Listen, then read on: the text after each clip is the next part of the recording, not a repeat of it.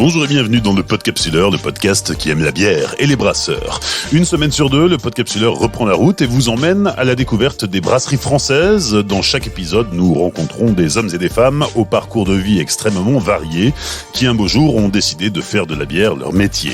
Chaque visite est différente, chaque histoire est singulière, ce qui reflète bien la grande diversité du milieu brassicole.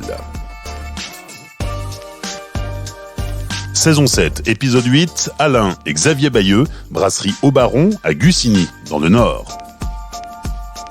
C'est l'un des plus beaux villages du Nord, Gussigny, entre Valenciennes et Maubeuge. Un pont fleuri de géranium enjambe l'Ogno, petite rivière franco-belge, sous-affluent de l'Escaut. Le cadre est verdoyant, reposant. Nous traversons le pont et nous sommes arrivés. Au Baron est une institution dans le village. Autrefois, les ouvriers de la carrière de marbre voisine venaient y terminer la journée de travail. L'endroit aurait pu disparaître si Alain Bayeux ne l'avait pas repris il y a un demi-siècle.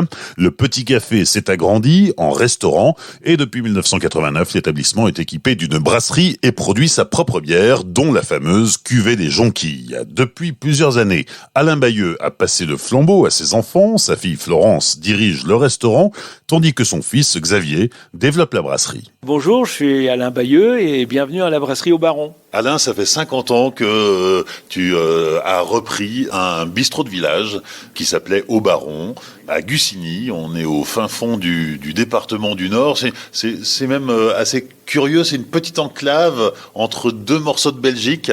Oui, c'est une découpe qui date de la Révolution entre la France et les Hainaut. Et c'est là qu'on a coupé le Hainaut en deux, quoi. C'est un peu ça. Ce village, tu le connais bien. Ton histoire familiale s'inscrit en partie ici, mais au départ en Belgique, un petit peu au Congo belge à l'époque. En 1973, tu as tout juste 21 ans. Pour éviter que cet établissement ne perde sa licence 4, tu décides de t'y investir. La brasserie arrivera quelques années plus tard, en 1989, mais c'est pas complètement innocent parce que tu es arrière petit-fils de brasseur. La bière, c'est une histoire de famille. Oui, donc mon arrière-grand-père travaillait déjà en brasserie au 19e siècle et toute la famille a continué donc autour de la bière. Mon père est devenu brasseur à 20 ans, à sortie de l'école. Je suis moi-même né dans cette brasserie. C'était mon terrain de jeu, en gamin, à la brasserie. Et j'ai suivi après mes parents au Zaïre, donc ex-Congo belge. Après les événements, nous sommes revenus sur une brasserie à Valenciennes, où là aussi, il a connu quelques péripéties de fermeture, restructuration, ce qui l'a amené à être mis à la prépension à Nantes. Et c'est à ce moment-là qu'on a décidé d'entrevoir quelque chose, une petite brasserie, à la suite du restaurant que pendant toutes ces années, on avait développé ici sur place. Et donc finalement, ta famille arrive à Gussigny, oui, parce que c'était pratique. Entre les racines de la famille en Belgique et la brasserie de Valenciennes, c'était un peu un point d'étape. Après le Zaïre que nous avons quitté, mon père s'est installé comme directeur de fabrication sur Valenciennes, ce qui nous a amené, puisqu'on est originaire de Dour, à mi-chemin de s'installer ici à Gussigny. Et c'est comme ça qu'on s'est retrouvé en face de cet estaminet qui fermait, qui était en fin de vie et qu'on a voulu sauver. Et pourtant, cet estaminet, c'était quand même une institution dans le village. Alors oui, l'estaminet par lui-même a une histoire, puisque l'activité de marbrerie qu'il y avait au 19e siècle faisait qu'il y avait énormément d'ouvriers sur place. Et donc, c'était un estaminet qui vivait grâce à ça, mais qui après la fermeture des marbreries, s'est reconverti un petit peu au tourisme par la beauté du village déjà aussi, et qui après, par peut-être l'âge aussi de la tenancière, a diminué. Donc à 21 ans, tu reprends l'estaminet du village. Par la suite, tu vas te marier. Et d'ailleurs, pour l'anecdote, avec ton épouse, vous habitez un petit appartement au-dessus de l'estaminet. Oui, c'est ça. Donc on s'est vraiment installé ici sur place. On a développé l'activité de ce café. Évidemment, ici, par où on est, c'est une activité essentiellement de week-end, Tout de suite, on a bien compris que la consommation ne suffisait pas et on a mis en place de la restauration. On y a même construit une grande salle de restaurant avec la cuisine qu'il fallait avec.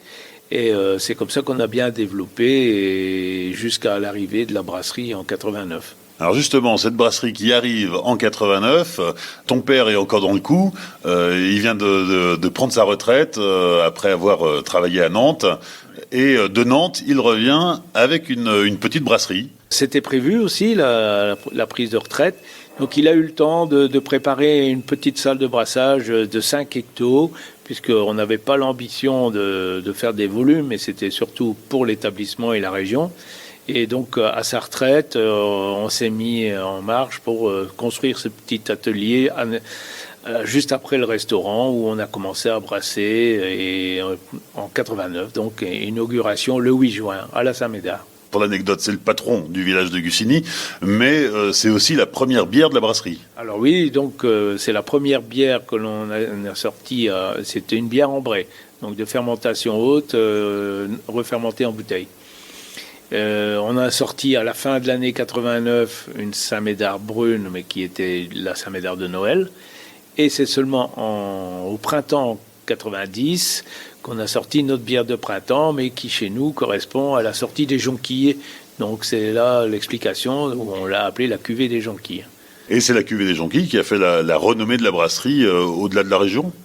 Ah oui, moi, je pense que par le fait que c'est une bière blonde, bien houblonnée, c'est ça qui pense qu'elle a eu beaucoup de succès tout de suite. C'est une bière légère, désaltérante et qui a bien plu à tout le monde.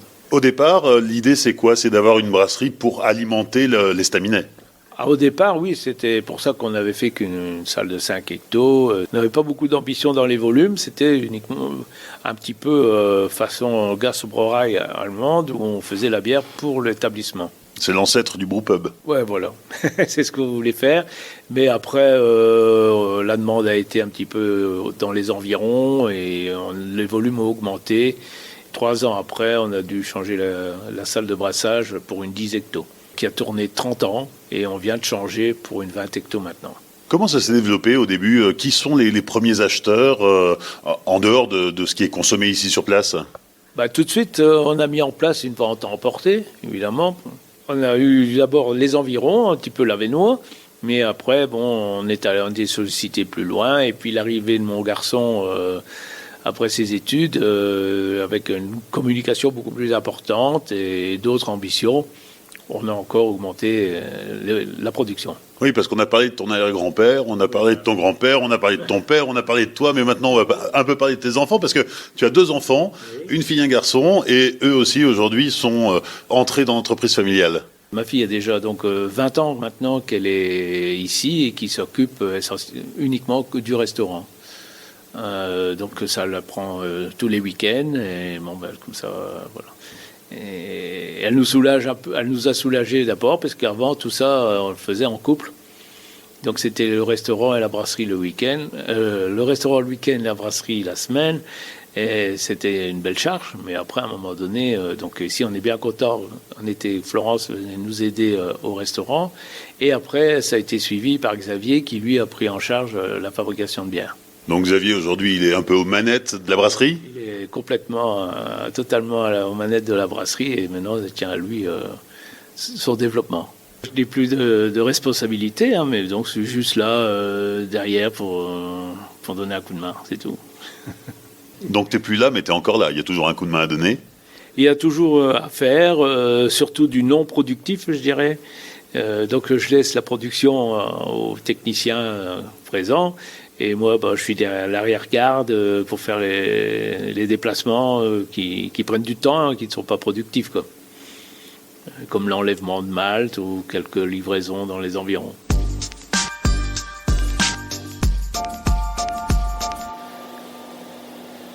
Une nouvelle page de la brasserie au Baron s'ouvre en 2008 avec l'arrivée de Xavier dans la brasserie, le fils d'Alain. Mais alors Xavier, tu arrives officiellement en 2008, mais cette brasserie, tu y as grandi. Oui, donc on est deux avec ma sœur à avoir grandi dans l'établissement. Donc à l'époque c'était un petit café-restaurant. Donc on se baladait entre les chaises des clients.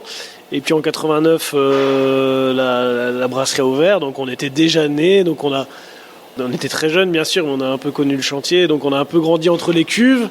Ma sœur était déjà présente depuis quelques années pour la gestion du restaurant. Et puis moi, je suis arrivé effectivement en 2008 pour travailler à la brasserie. Donc au début, sous-tirage, livraison, facturation, voilà. Et puis apprentissage sur le tas, d'année en année, jusqu'à aujourd'hui où on a fait la transmission complète avec nos parents, et donc je suis associé gérant avec ma sœur. Alors tu dis que tu as appris sur le tas, mais tu t'es aussi formé, hein, tu as fréquenté l'IFBM pour apprendre à brasser.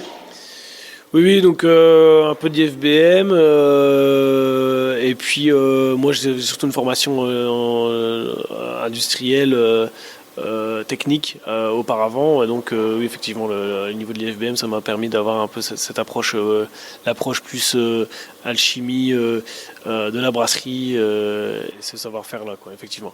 On se trouve là, Xavier, dans la salle de brassage, j'allais dire la nouvelle salle de brassage, puisque elle a été installée il y a quelques semaines. Oui, donc on a été livré le 11 janvier, donc ça fait quelques mois qu'elle tourne. Donc voilà, donc c'est la 3e salle de brassage de la brasserie, puisqu'on avait commencé avec une 500 litres, puis une 10 hectos, et aujourd'hui on est avec une 20 hectos, entièrement automatisée, qui marche pas toute seule, hein, pour autant, hein, qui demande quand même du travail et du suivi, mais voilà, on a 2 brasseurs qui sont là à plein temps et qui produisent aujourd'hui 80 à 100 hectos par semaine. Est-ce que tu peux nous présenter l'installation ? Oui, donc ici on est dans la pièce. Donc le but du chantier ici, c'était de conserver de pousser un peu les murs pour rester toujours au même endroit, là où était la première salle de brassage en 89. Donc c'est une pièce qui fait à peu près 50 mètres carrés, dans lequel on a notre salle de brassage, la bâche à eau chaude et 5 fermenteurs. Donc on peut imaginer que c'est assez étroit. Mais on y est arrivé, donc ça permet de garder toute l'âme du lieu et la connexion avec l'établissement, la taverne-restaurant, avec la vue sur les cuves, et c'est pour nous l'essentiel. On est toujours là au sein de notre village, dans le fond de la vallée, au bord de l'eau, avec les cuves visibles, et c'était pour nous l'essentiel. On est toujours au même endroit, on a juste agrandi les cuves, et pour le reste rien n'a changé, on va dire. Alors on est bien loin de ce dont nous parlait ton papa, petite production, distribution en voiture dans les quelques commerces autour du village. La brasserie a pris une toute autre dimension. Oui, alors on reste humble, hein, parce que bon, là, après 34 ans d'activité, on n'a pas passé la barre des 5000 hectos, donc on y va lentement et sûrement, on va dire. Mais la réputation, elle est là, donc ça nous permet de vendre essentiellement dans la région des Hauts-de-France où la bière est assez connue, mais aussi à l'étranger. Donc ça nous permet d'exporter aux États-Unis, dans les pays scandinaves, Norvège, Suède, en Italie, où ça marche bien. Voilà, on a une belle zone de chalandise. On vend sur place, bien sûr, même si ça reste une petite portion par rapport à la production totale. On doit être à peu près à 15-20% de la production qui est vendue sur place, consommée sur place et à emporter. Pour le reste, on vend essentiellement en grande partie dans la région, localement. Beaucoup de directs, quelques distributeurs, mais voilà, on fait beaucoup de directs et on arrive comme ça à vendre ces 3-4 000 hectos autour de la brasserie. C'est la cuvée des Jonquilles qui a fait la réputation, la renommée de la brasserie. Comment tu l'expliques ? C'est pas la première bière. Habituellement, la première bière donne un peu le pas. Là, c'est pas le cas. Oui, alors c'est surtout dû au fait que la cuvée des Jonquilles est une bière blonde et que nos premières bières étaient une bière saison, donc de couleur un peu ambrée. Et la deuxième, c'était une bière brune. Donc forcément, la première bière blonde s'est imposée. Donc voilà. Et puis encore aujourd'hui, la cuvée des Jonquilles, ça représente plus de 70% de la production de la brasserie Baron. Donc on n'est pas monoproduit, mais presque, quoi. Et dans un seul format en plus. Donc on fait quelques fûts de cuvée des Jonquilles, mais pour le reste, on est vraiment sur la bouteille 75 centilitres, bouchonnée liège muselée, 2 cuvées des jonquilles essentiellement. Ouais, pas de 33? Non, pas de 33 parce que c'est pas notre tradition. Parce que ici, dans notre région du Hainaut, que ce soit côté belge ou côté français, on est encore beaucoup sur cette bière très spécifique de la champenoise avec son bouchon de liège qui identifie vraiment les bières de type saison, les bières fermières. Et donc on y tient à ce format, c'est un peu notre façon d'identifier les bières qu'on aime et ce qu'on fait. Et donc voilà, et nous les bières chez nous on a l'habitude de les partager, donc ça n'a pas de sens de les faire en format individuel. Donc belle salle de brassage, 2 cuves. Oui, 2 cuves, donc un modèle compact classique avec le whirlpool en dessous de la cuve filtre. Pour l'instant on l'utilise, on fait qu'un brassin par jour, mais voilà, on brasse tous les jours, donc 80 à 100 hectos semaine. Donc on atteint vite le niveau de production maximum, mais dans des conditions vachement plus agréables pour les brasseurs, en tout cas. Et puis une homogénéité dans le travail, une homogénéité dans le produit fini et plus de sécurité, en tout cas. Avec des doubles brassins pour remplir certains fermenteurs? Oui, donc l'idée c'est de remplir en 24 heures. Donc comme on est en 20 hectos, comme nos plus grands fermenteurs sont des 40, on peut le faire en 2 jours, mais on peut imaginer aussi le faire en une seule journée. Donc avant en 10 hectos, effectivement, on était obligé de faire des pauses pour pouvoir remplir 40 hectos en 2 jours. Aujourd'hui, avec la 20 hectos, on est un peu plus souple. Alors, on vient de prendre un petit peu d'altitude pour accéder à la meunerie. Alors, le malt arrive en big bag. Mais du malt qui provient de la région, la brasserie a construit une micro-filière. Oui, donc ça fait 3 ans maintenant qu'on travaille avec 2 agriculteurs locaux qui cultivent des orges pour nous. Donc ils sont sur des parcelles, donc on a un agriculteur français, un agriculteur belge, qui sont tous les deux sur des parcelles franco-belges. Donc on travaille vraiment sur la frontière, un peu à l'image du style de nos bières. Ils cultivent leurs orges, on a la chance d'avoir une malterie, pour ceux qui connaissent la malterie des châteaux, qui est à 30 minutes de chez nous, et donc on essaie de faire tout le plus localement possible. Donc on a donc les orges sont récoltées à la ferme, puis ensuite envoyées à la malterie du château pour faire des batchs de 80 tonnes et qu'on réceptionne aussi ensuite à la brasserie pour stocker et pour brasser. Donc malt local, houblons locaux aussi. Alors le houblon, forcément, déjà historiquement, puisqu'on a commencé à brasser en 89, donc des houblons Yakima Chief, je ne sais pas si ça existait, mais en tout cas nous on ne connaissait pas. De toute façon ça ne correspond pas au style de nos bières. Nous on a toujours travaillé avec la Cope Nord dans les Flandres et les houblons d'Alsace quand c'était nécessaire. Donc ça c'est vraiment ce qu'on a toujours fait et ce qu'on continue à faire aujourd'hui.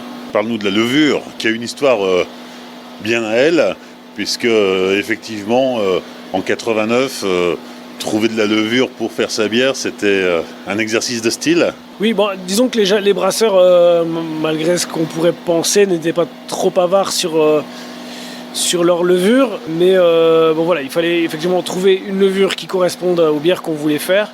Et donc ça c'est mon grand-père et mon père qui ont trouvé une brasserie à l'époque qui travaillait une levure qu'ils pouvaient apprécier. Et aujourd'hui, c'est toujours cette même levure qu'on a à la brasserie. Alors pendant de très très longues années, pendant plus de 20 ans, cette levure, elle était juste nettoyée, comme on dit chez nous, sur place à la brasserie, donc juste acidifiée pour, on va dire, la purifier. Donc ça a permis à cette levure de toujours être propre pour la fermentation, mais elle a quand même continué à muter. Ce qui a fait qu'aujourd'hui, elle a une identité qui lui est propre et qu'on ne trouve que sur cette levure, et cette levure signe chacune de nos bières. Donc aujourd'hui, maintenant, par sécurité, elle est stockée à l'Institut Meurice à Bruxelles, et on peut faire des propagations 2 à 3 fois par an pour la brasserie, mais voilà, donc elle a le fait de la garder uniquement à la brasserie pendant de longues années nous a permis de la rendre unique finalement, et lui donner vraiment cette signature particulière. Au même niveau que la meunerie, on trouve le petit labo de la brasserie au Baron. Oui, donc ça c'est l'antre de nos brasseurs, hein. Donc c'est ici qu'on gère un peu la production et on fait tous les contrôles qualité, et notamment sur la levure et les bières finies, les fermentations en cours. Donc on a depuis quelques années un PCR qui nous permet de contrôler la bière pour les donc, Brett et lactique, mais essentiellement pour les diastaticus, pour éviter d'avoir ce type de levure qui contamine nos bières. On a aussi le microscope, forcément, pour le comptage, fiabilité des levures. Et voilà, c'est un peu le suivi qu'on fait sur place à la brasserie, qu'on essaye aussi de mettre en parallèle avec des analyses extérieures pour voir si on est toujours carré dans ce qu'on fait, quoi. Nous arrivons maintenant dans l'espace de conditionnement. Les bières sont conditionnées en bouteille, 75 centilitres, mais aussi en fût. Oui, donc en fût, ça reste encore, même si on commence à la trouver, ça reste quand même un peu, je ne vais pas dire à discrétion, mais ça reste en volume assez limité. On fait quand même essentiellement de bouteilles refermentées. On procède de la manière suivante. En fait, on a un tank TBF dans lequel on fait notre ajout de sucre avant la mise en bouteille. On ajoute le bouchon, le muselet. On met directement, donc là, les bières sont étiquetées auparavant, et on met tout ça directement en carton, sur palette, et on descend en chambre chaude tout de suite. Pour les techniciens, on filme nos palettes avant de les mettre en chambre chaude, et ça permet à la condensation de se mettre à l'extérieur du film et de ne pas mouiller les cartons. Quand tu dis on descend en chambre chaude, c'est pas qu'au sens figuré, parce que on a derrière nous un ascenseur, un monte-charge qui permet d'accéder à la cave. Donc c'est vraiment la cave chaude, donc elle est au sous-sol cette cave, et donc c'est là qu'on fait toutes nos réfermentations en bouteille. Et donc on va y aller tout de suite et je vais te montrer ça. Tu me disais tout à l'heure qu'au restaurant, il y avait une tireuse, mais que c'était assez nouveau. C'est pour que le personnel se fasse la main, parce que bientôt on pourra déguster la bière à la pression, mais jusqu'ici elle était servie exclusivement en bouteille. Oui, c'était vraiment dans le respect de notre tradition et du plaisir aussi de boire des bières refermentées en bouteille. Et d'ailleurs, elles seront toujours disponibles en bouteille, même si on pourra la déguster à la pression. Mais oui, jusqu'à aujourd'hui, on a toujours vendu nos bières en bouteille aux bars et restaurants. Et voilà, d'ici quelques mois, pour cet été, on pourra enfin boire nos bières à la pression. Voilà. Mais bon, il y en aura pour tous les goûts, puisque les bouteilles seront toujours disponibles. Voilà, donc là, on arrive dans la chambre chaude. C'est ça, on est dans la chambre chaude, donc là où on stocke toutes nos bières sorties d'embouteillage, déjà emballées, donc soit en caisse palette, soit en palette prête à l'expédition en carton. Comme on peut le voir, il y a essentiellement de la cuve des jonquilles qu'on peut voir là, donc tout ce côté-là, donc on va dire que les 3/4 de la cave, c'est de la cuve des jonquilles. Ce qu'on peut voir aussi, c'est le contrôle de la refermentation en bouteille. On a des petits afromètres, on appelle ça comme ça, qui nous permettent de mesurer la saturation des bouteilles en cave. Et voilà, c'est ici qu'on contrôle un peu la saturation, la refermentation en bouteille. Voilà.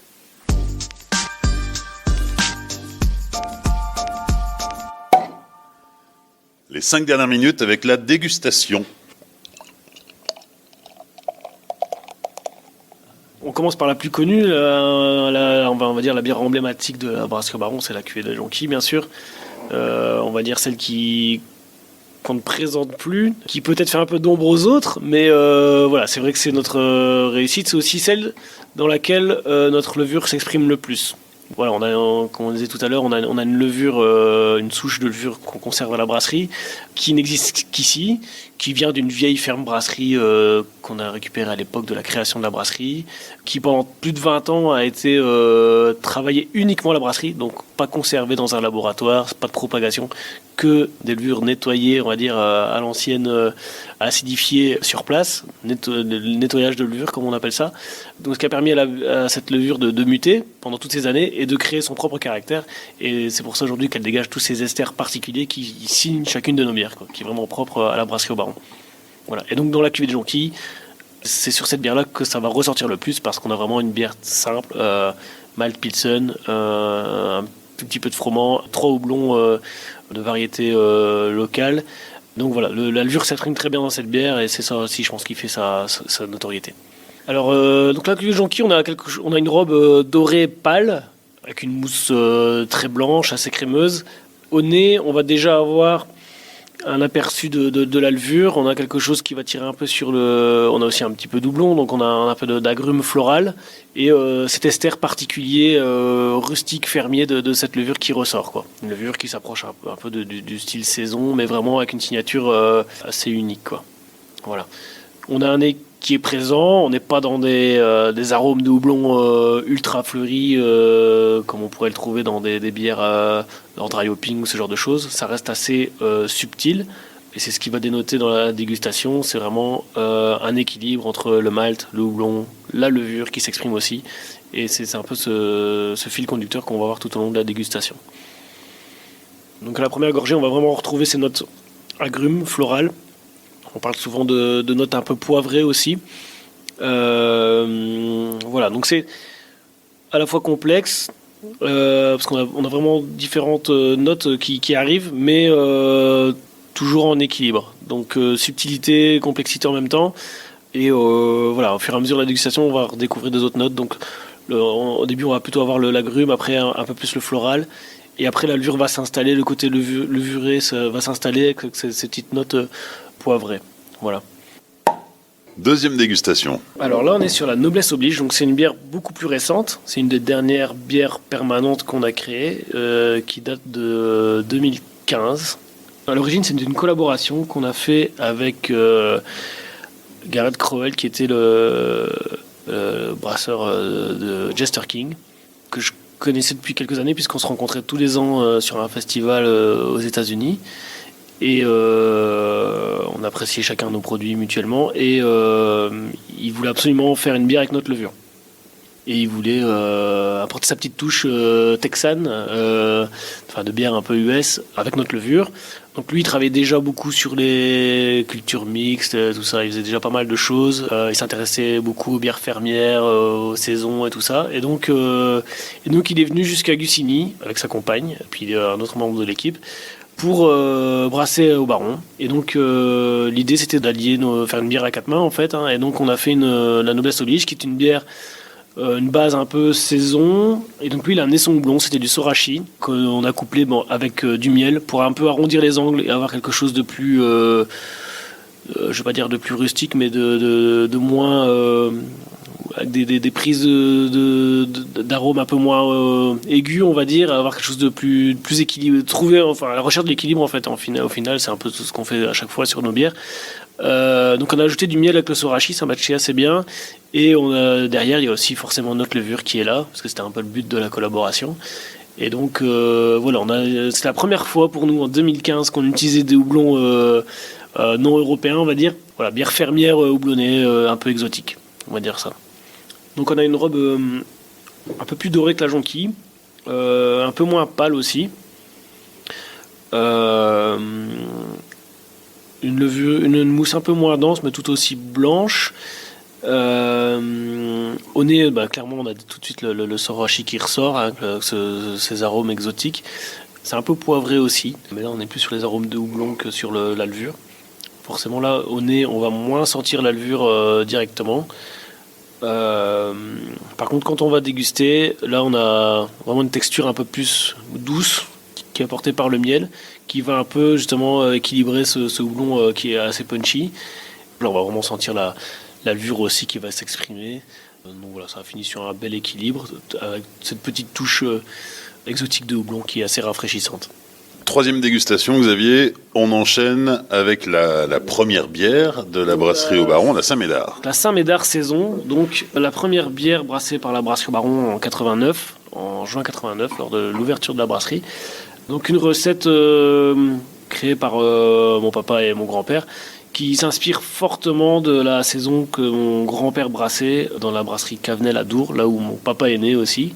Donc une bière vraiment inspiration saison, donc une bière sur la céréale, sur le côté biscuit, le côté rustique de la céréale, des houblons aussi traditionnels, un tout petit peu d'épices. Je sais que des fois on voit ça d'un côté négatif aujourd'hui, mais ça reste quand même une tradition dans la saison, donc c'est tout à fait respecter le style que d'en mettre. Donc un tout petit peu de coriandre, un petit peu d'écorce d'orange amère. Ça nous fait une bière couleur orangé, abricot foncé. Je ne vais pas dire opaque, mais assez trouble. Et une mousse blanche, couleur crème, on va dire. Voilà, donc on va dire, c'est pas une bière rousse, mais on a quelque chose d'assez orangé, assez intéressant. Donc c'est vraiment ce côté saison, on a le côté non filtré, la céréale qui est présente. Voilà. premier abord, il y a quand même ce côté épice qui sort un petit peu. Et derrière, on a le côté fermier du malt qui est présent, hein, donc du malt Pellel, du malt biscuit notamment. Biscuit, c'est un bon terme parce que c'est vrai, on a vraiment ce côté céréales cuites qui sort. Mais malgré tout, voilà, c'est une saison, elle est très sèche, donc très désaltérante. On sent pas du tout les 7 degrés. C'est vraiment un compromis entre le goût, les flaveurs de malt et le côté sec désaltérant qui donne une bonne buvabilité en fait.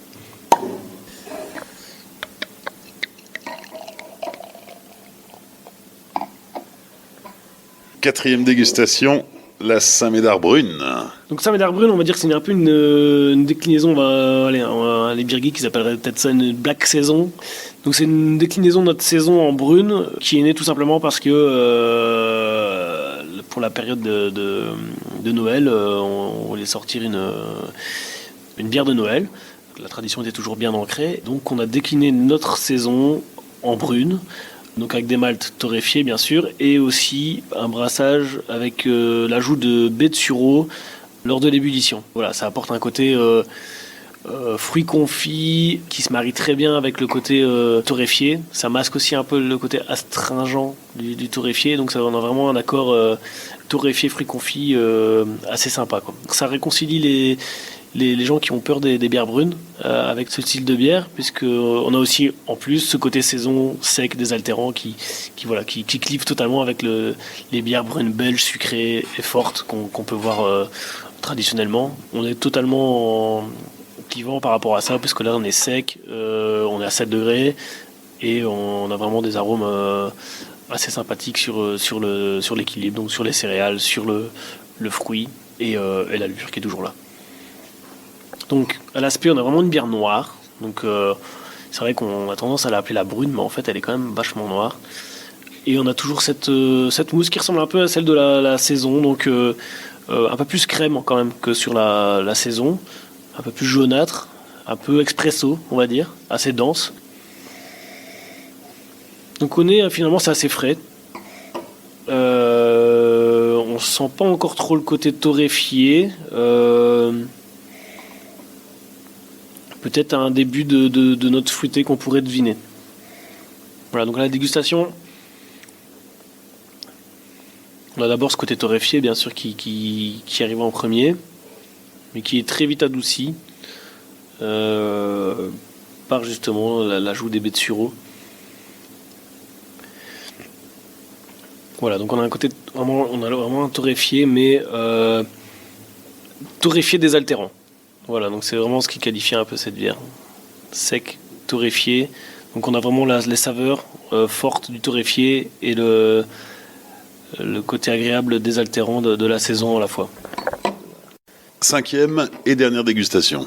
Ouais, on change totalement de registre puisque c'est l'unique bière de la gamme dans laquelle on n'utilise pas notre levure. Pourquoi ? Parce que là on est parti sur une bière acide. Donc, que d'autres appelleraient sour. On était parti au départ sur une recette de grisette, une bière un peu sur le froment, sur le blé.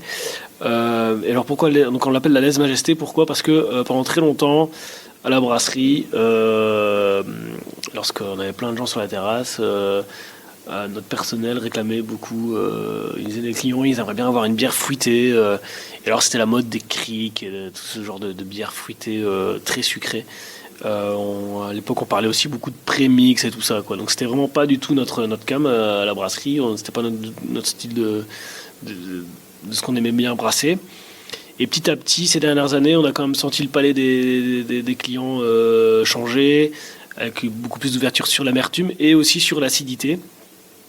Et donc on s'est dit c'est peut-être le moment de faire quelque chose sur les bières fruitées. On est parti sur une bière acide et fruitée. En l'occurrence on a travaillé avec de la mûre, purée de mûre 100% fruits, sans ajout. Une bière acide, base de blé à la mûre, qui s'appelle la Lèse Majesté.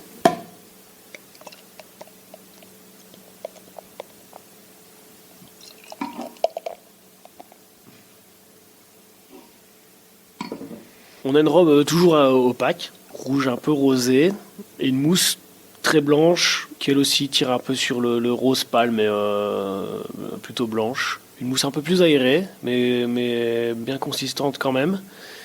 Au nez, on a déjà ces parfums fruités de mûre qui sont bien présents. Encore une fois, on peut aussi deviner l'acidité qu'on va y trouver, mais ça ajoute plutôt sur ce côté parfumé de fruits. Voilà, et la dégustation, c'est le fruit qui domine. Je dirais peut-être plus que l'acidité encore. L'acidité, on la sent vraiment en fin de bouche. Donc encore une fois, on a quelque chose d'équilibré. On a de la texture aussi. Malgré tout, malgré qu'on n'a pas notre levure, on retrouve ce qu'on essaie de trouver dans les autres bières, c'est cet équilibre. Voilà, ce côté acide apporte quand même un côté frais, un peu plus forcé, on va dire, sur ce type de bière. Mais voilà, avec une dominante fruitée quand même. Mais sans aller dans la saturation du palais, ça reste très buvable et très équilibré. Xavier, en guise de conclusion, le mot de la fin. Alors, peut-être d'abord, combien de personnes travaillent aujourd'hui à la brasserie? Et puis, quels sont les projets projets de développement, projets de création, projets de nouveauté? Donc, à la brasserie, on est à peu près on va pour 4000 hectos, 5 équivalents temps plein, quoi, à peu près. Et les projets futurs, là, on sort vraiment c'était vraiment un gros dossier de changer cette salle de brassage, de pousser les murs, de conserver l'espace, l'âme du lieu et de changer de matériel, de tout moderniser. C'était un gros chantier. Donc, les futurs projets, là, dans la continuité, ce qu'on va faire, c'est apporter un parc de fûts inox pour tout simplement pour les fûts, puisque aujourd'hui on travaille essentiellement localement, donc le fût plastique n'a plus son intérêt. Et après, on va continuer à refaire des collaborations, des bières éphémères, continuer à ouvrir notre éventail de bières, mais toujours en fait essayer d'ouvrir des horizons tout en gardant la même philosophie, donc explorer un peu toute cette gamme de ce côté fermier, rustique de bière et tout en s'amusant. Donc il y a encore beaucoup de choses à faire. On a plein d'amis avec qui on aimerait bien faire des brassages. Donc beaucoup de choses à faire.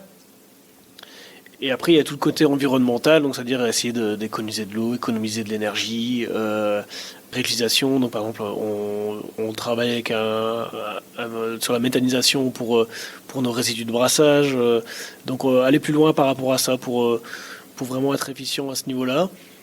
On restera toujours la brasserie Baron, la petite brasserie au bord de l'eau, dans le petit village de Gussigny. Donc on ne deviendra jamais un gros faiseur du milieu.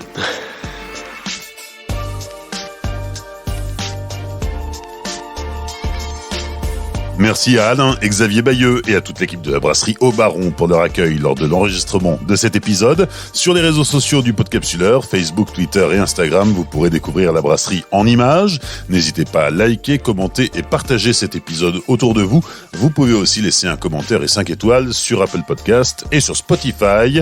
Et vous pouvez encore soutenir le Podcapsuleur sur Tipeee. Le lien est dans la description. Rendez-vous dans 15 jours pour découvrir une nouvelle brasserie. D'ici là, souvenez-vous, l'abus d'alcool est dangereux pour la santé, alors savourez, mais sans forcer.